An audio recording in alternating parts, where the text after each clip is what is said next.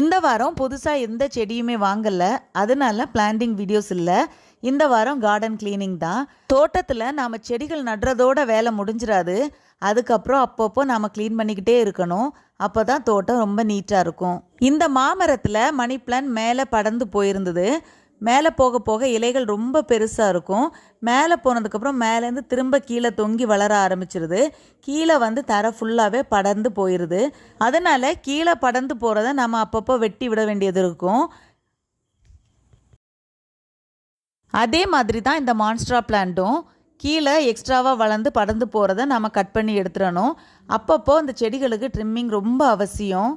இந்த ஆந்தூரியம் கார்டனில் எல்லாமே க்ளீன் பண்ணியாச்சு. இந்த இடம் இப்போ ரொம்ப நீட்டாக இருக்குது.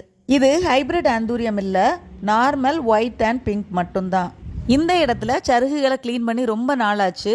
அதனால இன்னைக்கு இவ்வளோ இடத்துலையும் க்ளீன் பண்ண வேண்டியது தான்.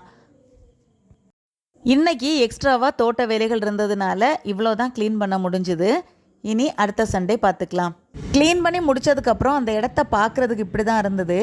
க்ளீன் பண்ணும்போது நமக்கு கொஞ்சம் கஷ்டமாக இருந்தாலும் க்ளீன் பண்ணி முடித்ததுக்கப்புறம் அந்த இடத்த பார்க்கும்போது நம்ம மனசுக்கு ரொம்ப சந்தோஷமாக இருக்கும்.